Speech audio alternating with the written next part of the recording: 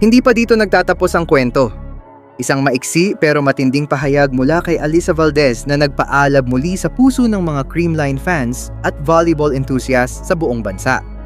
Sa kanyang pagbabalik sa court matapos ang matagal na injury, muling pinatunayan ni Valdez na hindi basta-basta mapapatumba ang isang tunay na champion.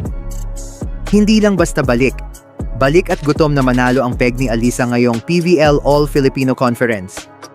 Sa panayam ng ESPN.ph, ibinahagi ni Valdez na gusto niyang tapusin ng maayos ang comeback story niya.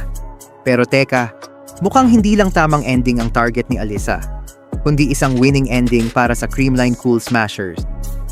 Sa kanilang huling laban kontra Petrogads, kitang-kita ang fire ni Valdez. Hindi lang siya bumalik para maglaro.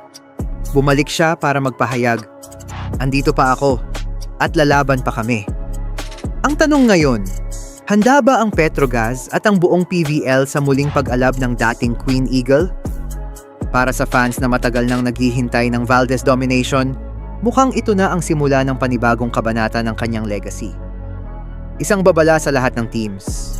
Kapag nahanap na ng isang Alyssa Valdez ang rhythm at momentum niya, mas mabuting humanda na kayo. Dahil gaya ng sinabi niya, hindi pa tapos ang kwento.